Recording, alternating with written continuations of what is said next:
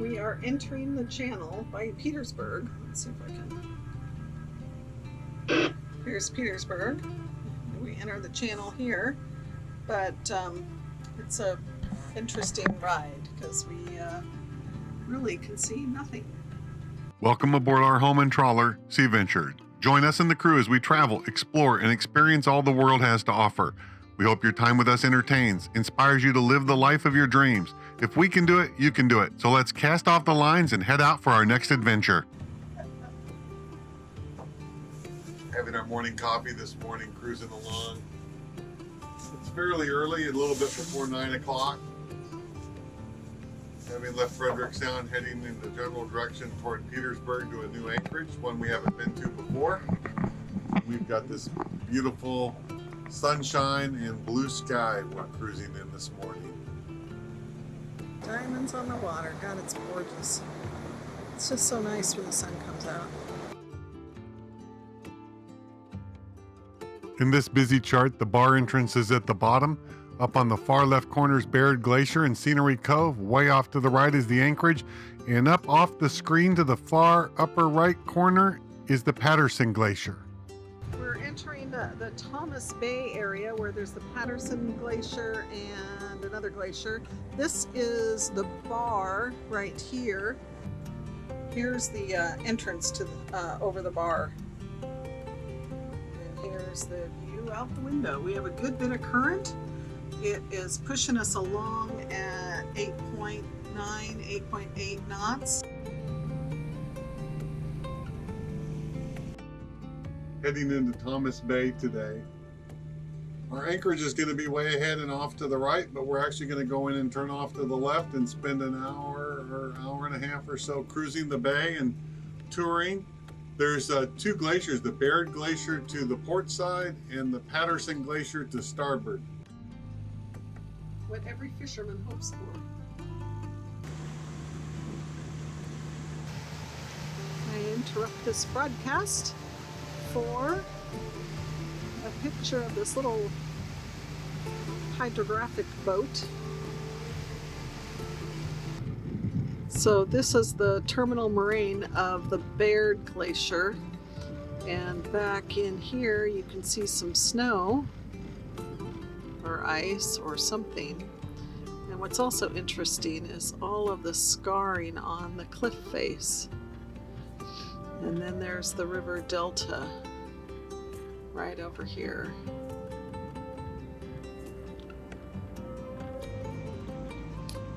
The Surveyor mothership at the entrance to Scenery Cove.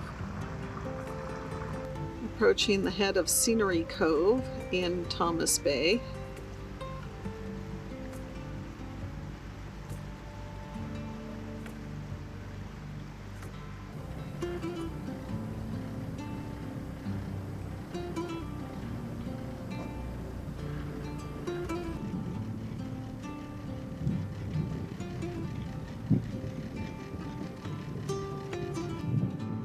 Looking out of Scenery Cove from the head.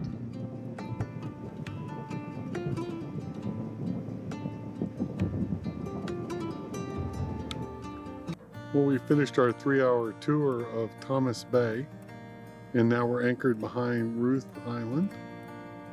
And we've shared the bay today with a big 250-foot NOAA ship that had a couple tenders out there doing hydrographic work. Is that figuring out the depth? That's what they're doing, I think, today. Kind of cool. So they anchored up pretty close to us. About, I think we figured out 1,800 feet away, and they're collecting up their tenders. Don't know whether they're going to stay or not. But kind of cool to see. 250. Yeah.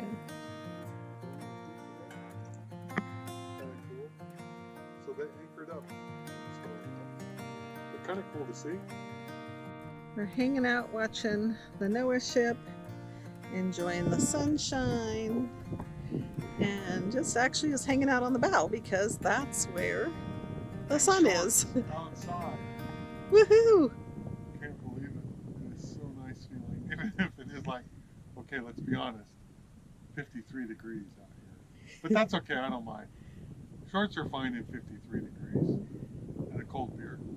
We just have to close our eyes and pretend we're in the Bahamas. But if we're in the Bahamas, we want to be in Alaska because look around. It's pretty sweet. Damn, that's good. We're making beer battered halibut for dinner with coleslaw and fried potatoes. Halibut and chips, man. Woo! Halibut caught yesterday in the sunshine with the NOAA ship. They came over and visited in their tender. Said hi, we got to chat for a while. Some of the crew told us because of COVID we can't come aboard, otherwise they would have invited us over for a tour, which would have just been awesome, but we get it. They just came in here today to Thomas Bay. They're going to be here for 5 days surveying, which is awesome because the survey depths are all wrong. All right. This is an awesome dinner. After doing boat projects this morning, we finally got out for a little excursion. So we're checking out the area around the anchorage first. Little inlet behind the boat. What is it, 7 feet? No, 3.5 now. Oh, 3.5 feet. And we're at I'm in neutral, but look at us go. plus 14. Yeah, we are. There's a bit of current pushing us inward. Lunch today, homemade pizza. Rosie made fresh dough from scratch, and we got, I think, half hamburger and mushroom and half pepperoni. Just got out of the oven. Yep. Pizza with a view. Go ahead. Cruising along, a little chilly, but 20 knots in calm weather in the tender. We're crossing the bay. It's about a mile run, a little over maybe, to this area over here. There's Spray Island to the left, and I know there's a cabin to the right. I think it's a Forest Service cabin, and a trail straight ahead. So we're gonna see what we can find over here.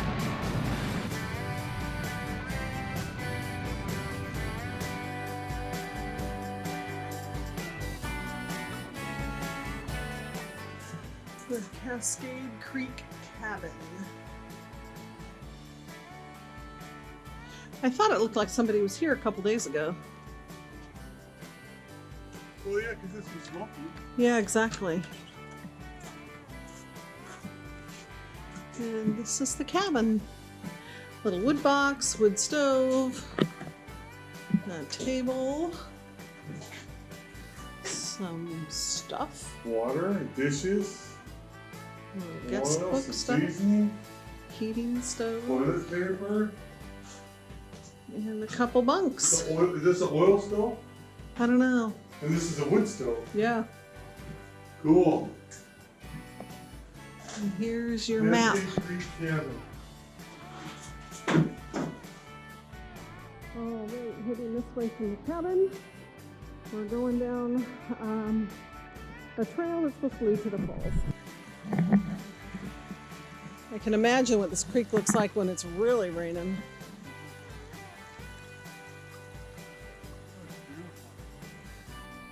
We can tell it's starting to be fall in southeast Alaska. There's leaves on the ground. Look at this. And there's a chill in the air. Hey, Baird.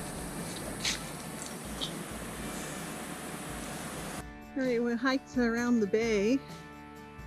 The tender's over there by the cabin. Kind of a little bit in the forest, but mostly scramble along the shoreline here. And we've come upon this, what looks like now a gravel trail. And I don't know what this is. Tent? Place to sit your tent. Yeah. Dining room table. All good. We're hanging out at the Cedar Creek Trail. Yeah.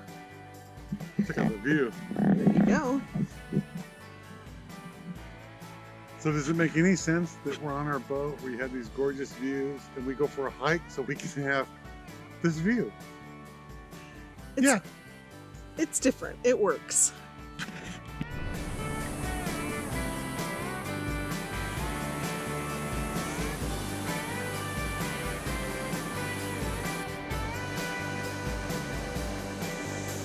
Cedar Creek.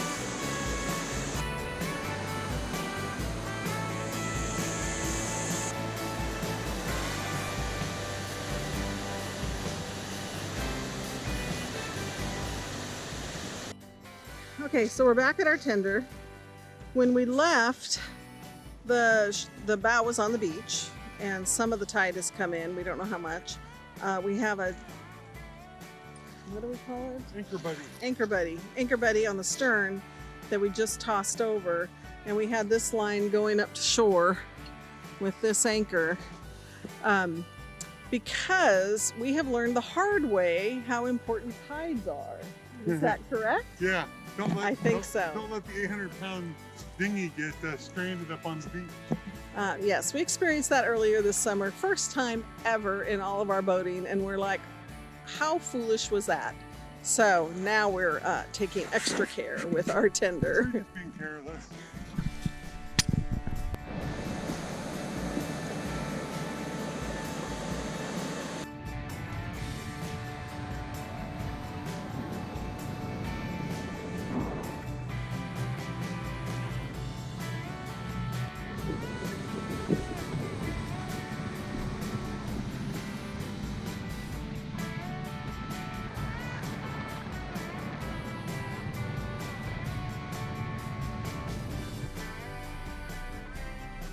Jim's pulling up the anchor. It's a bit foggy this morning, but the blue sky is up above and it's gonna come out.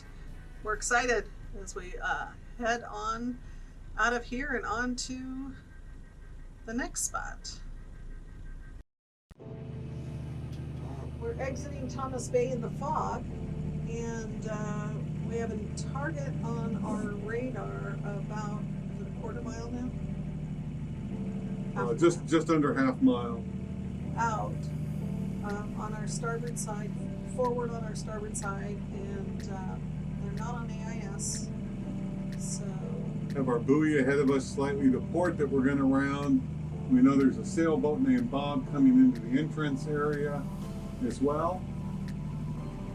But we're just kind of monitoring it all here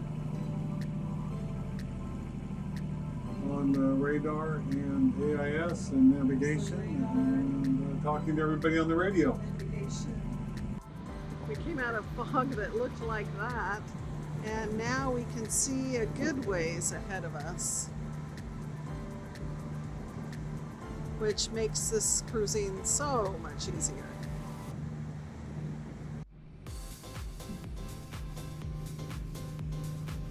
We are exiting Thomas Bay, and what'd you think? It's great. 3 great nights at anchorage here with the NOAA ship doing the hydrographic or hydro, what do you call it? Survey. Survey. Whatever. Great guys, by the way. They came and visited us when we came in. Yep. And then as we were leaving, they called us on the radio and wished us well and let us know if we were going to explore the bay today, to let them know, and they would let us know where there may be some hazards not on the chart. We already did our exploring on the way in, but And we found on our way in, we explored over by the Baird Glacier, and there was like one spot at 250 feet according to the chart. And it was 50 when we cruised over it. Yeah, it was like, oh my gosh. And then we went into Serenity Cove and checked that out, and there was a spot where it was supposed to shallow to what, 50 or 50 something? and it shallowed to like 25. So Yeah. Definitely a lot of Interesting. silt has filled the bay, Yep. so it's probably a really good thing they're doing this survey. Yeah, it's interesting because it's a 250-foot NOAA ship anchored. It was only anchored about 1,800 feet from where we were. And then they've got 4 of these like 32-foot launches that are crisscrossing the bay. And to do Thomas Bay, which is what, about 12 miles long and 2 miles wide or something, takes them 5 days Yep. to they said they resurvey would with the 4. be here 5 days doing the work that they're doing, and moving on to Endicott Arm after that. Yeah. So, and the ship's based out of Newport, Oregon. Yep. What else? Oh, we did a short hike. We went over. There's a Cascade Falls forest hike. cabin, and we went over and checked out the cabin, and then we did the hike. Actually, the hike from the shoreline was really short, but the hike from the cabin to the hike when the spur trail was a little bit longer and a little bit more mushy. Yeah. Wear your Next time boots. we know where to take the tender to the Absolutely. where the river comes out, not where the cabin is. Yes. There's also a hike up to Falls Lake, which we did not do, which was a couple more miles up. We just weren't prepared for a longer hike, and we'd started later in the day. And then there was another hike up to Cascade Lake, which is about a 5-mile hike. Yeah. So lots of good hiking, it looks like, and definitely a place to come back to. The glaciers, you could see them from the right strategic vantage point, not necessarily from the anchorage. So you had to go looking for them in the tender at high tide along the flats at least for the Patterson Glacier. And we did do that, but we ran into a lot of fog and rain on the two events we tried. Or trying to get a rain. good pictures of it. Yeah. But now the sun is out, and we're gonna head out and.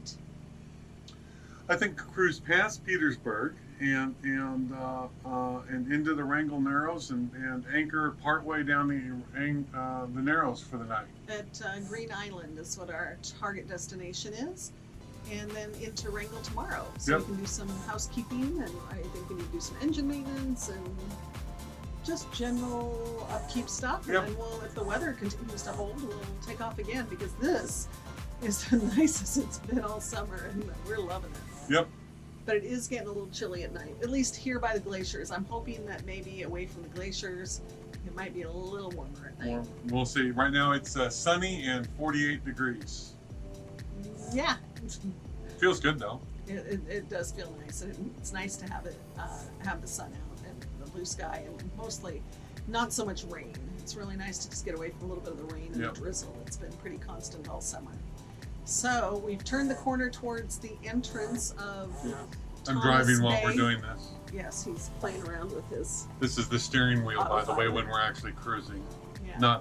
Not the ship, not that thing. No, Yes. this is the steering wheel when we're cruising.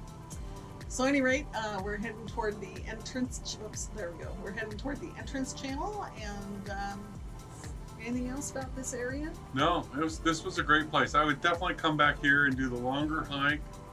And stuff. Like I said, the anchorage was a great place to spend time. It was super calm, it's only like 12 miles north of Petersburg too, so it's not far away, so it's pretty close in, which is pretty sweet.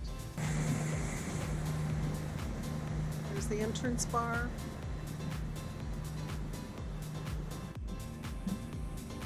Kids are in position for the cruise.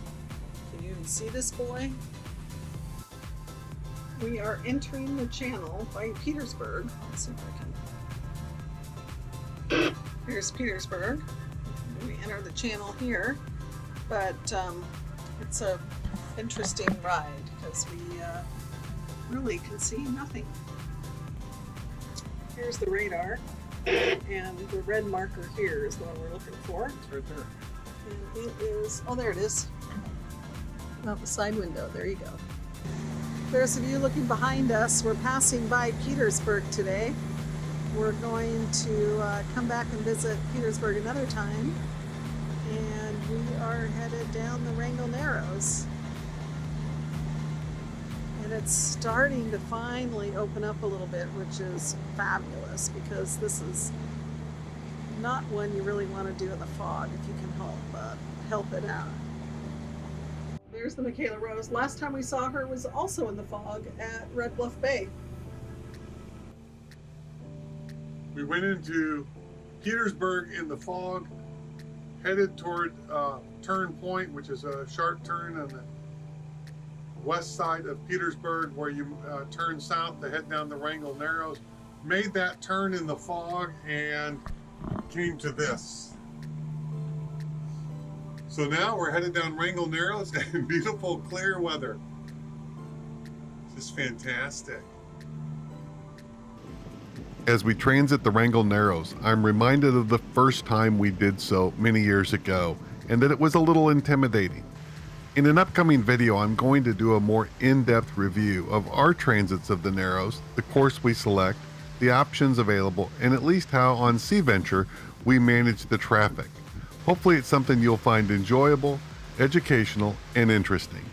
So watch for that in an upcoming video. You want to say hi? Exiting the Wrangell Narrows to figure out where we're going today. Rosie's starting to do some stuff in the galley and decided to throw a rotten tomato, sometimes you get bad vegetables, out the door. Only the screen is in the door. So instead we did a rebound of the rotten tomato. Oops. In the meantime, it's beautiful out the front window. We left Thomas Bay this morning, and as we discussed, we're going to go about 2/3 of the way down Wrangell's Narrow to an anchorage for the evening. But you know, we made pretty good time, and the fog lifted, and there's no wind, and it's really nice. So we decided to continue on. So now it is about 6:20, and we're 40 minutes outside of Wrangell. As we cruise toward Wrangell this evening with this beautiful sunset, this wraps up our Alaska 2020 series, which we hope you've enjoyed. We certainly have enjoyed sharing it with you. Stay tuned now for our Q&A. Welcome to another round of Sea Ventures Q&A. We're going to start off though with a quick reference to last week's video where we talked about cruising guide for Prince William Sound. And thank you all, because you guys did it. Dietmar was the first one to come up with the Prince William Sound Cruising Guides, a small, tiny little publishing company. And we were able to locate them, track down their website, which wasn't too easy to find. Maybe they can work on that for everybody. And talk to them on the phone, and they print very few of those books, but they are still printing some, and they're printing some now, and so we're on the list. So the next round of printing, which should be done anytime, we should come up with one, and I will put a link in the description to their website. But at the end of the day, we're getting our 2009 edition 5, I think it was, $69. Plus shipping. So we're really happy about that and looking forward to that, and we'll share with you more about that experience once we get the book. Ed asked, are they grizzly bears or are they brown bears? Because in some older videos, I always talk about the grizzly bears that we encounter on the beach. Well, you guys did it again. You're just getting me up to speed here. I have always called them grizzly bears. They're not. They're coastal brown bears.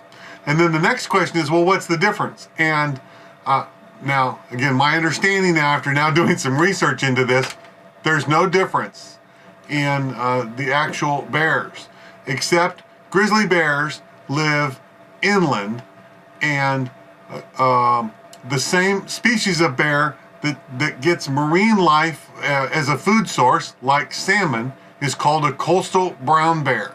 So, same species, inland is grizzly bear, on the shore is coastal brown bear. So moving forward, when we see them in the video, we'll call them brown bears because that is the correct term. Mark and Val ask about our smoker. It's from a couple episodes ago where we showed the pile of smoked salmon. Yes, we do have a smoker on board. We bought it actually just this year in Sitka. It's a 120 volt Little Chief smoker. I'll put a link in the description below. One little add-on about the smoker is that it does need to retain its heat. You know, it doesn't get very hot at all, actually, and we found in the breeze it didn't want to keep its heat very well. We looked online, and they make a blanket wrap for it, and the reviews all were really poor for the blanket wrap.